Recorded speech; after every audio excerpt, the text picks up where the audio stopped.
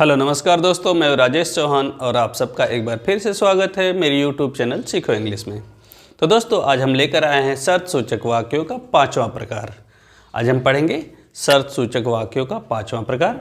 तो चलिए इससे पहले कि हम सेंटेंस की ओर बढ़ें हम थोड़ी सी इसके विषय में जान लेते हैं।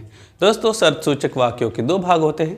ऐसे वाक्यों के 2 भाग होते हैं। पहले भाग में अगर या अधिक आता है और इससे शर्त का बोध होता है, लेकिन इसमें शर्त के साथ शर्त वाले उपवाक्य में या शर्त वाले क्लॉज में नहीं आता है, मतलब शर्त के साथ नहीं शब्द आता है, इसलिए परिणाम के साथ भी नहीं आएगा।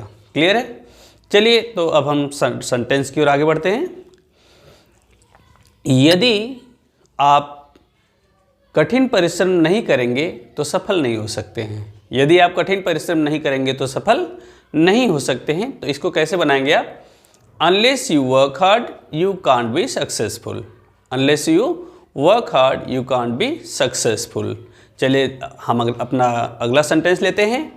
यदि आप दवा नहीं खाएंगे तो ठीक नहीं हो सकते हैं। यदि आप दवा नहीं खाएंगे तो ठीक नहीं हो सकते हैं। तो कैसे बनाएंगे? Unless you take medicine, you can't be cured. Unless you take medicine, you can't be cured. चलिए हम एक और सेंटेंस ले लेते हैं। यदि आप यह किताब नहीं पढ़ेंगे तो अंग्रेजी नहीं सीख सकते हैं। तो unless you read this book you can't learn English. Unless you read this book you can't learn English.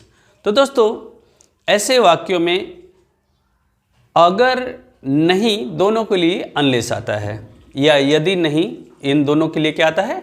अगर या यदि नहीं के लिए क्या आता है? अनलेस। आप अनलेस के बाद वाला जो हमारा क्लॉज होता है उसमें वो निगेटिव नहीं होता है, उसमें हम नॉट का प्रयोग नहीं करते हैं।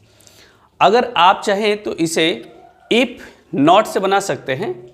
आप चाहें तो पहले क्लॉज में इफ़ के साथ नॉट लगा सकते हैं, लेकिन इससे जोरदार शर्त का बोध नहीं होगा। जैसे कि अगर आपको बनाना है कि यदि आप यह किताब नहीं पढ़ेंगे तो अंग्रेजी नहीं सीख सकते हैं, तो आप इसको चाहे तो इफ़ से बना सकते हैं कि if you do not read this book, if you do not read this book you can't learn English. लेकिन दोस्तों इससे क्या है कि जोरदार शर्त का बोध नहीं, ये साधारण शर्त है।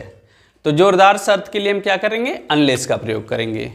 यदि आप चाहें हिंदी वाक्य में तो यदि की जगह जब तक नहीं तब तक नहीं का भी प्रयोग कर सकते हैं। आप चाहें तो हिंदी को जब तक नहीं तब तक नहीं से भी बना सकते हैं। जैसे अगर आप इसको ऐसे बना सकते हैं कि जब तक आप अधिक अन्न नहीं उपजाएंगे आप धनी नहीं हो सकते हैं। जब तक आप अधिक धन नहीं उपजाएंगे तब तक आप धनी नहीं हो सकते, ऐसे बना सकते हैं। तो क्या हो जाएगा? Unless you grow more food you can't be rich. Unless you grow more food you can't be rich. आप चाहे तो एक और सेंटेंस के माध्यम से देख लीजिए। जब तक आप यह दवा नहीं खाएंगे तब तक आप ठीक नहीं हो सकते। जब तक आप यह दवा नहीं खाएंगे तब तक आप ठीक नहीं हो सकते। तो कैसे बनेगा? Unless you take this medicine you can't be cure. Unless you take this medicine you can't be cured. तो दोस्तों ऐसे सेंटेंस में हम क्या करते हैं? अनलेस का प्रयोग करते हैं, अनटिल का प्रयोग नहीं करते हैं, क्योंकि अनटिल से टाइम का बोध होता है, अनलेस से शर्त का बोध होता है। अनटिल का मतलब भी वही होता है, जब तक तब तक की नहीं, लेकिन अनटिल से टाइम का बोध होता है। इसलिए ऐसे वाक्यों में, शर्त वाले वाक्यों में हम अनलेस का प्रयोग करते हैं, अनटिल का प्रयोग नहीं करते हैं। तो दोस्तों मुझे आशा है कि आपको ये मेरा वीडियो पसंद आया होगा। यदि आपको ये वीडियो पसंद आया हो तो इसे लाइक करिए, शेयर करिए, चैनल को सब्सक्राइब करिए, अपने दोस्तों को भी इसका लाभ पहुंचाइए। Thank you very much.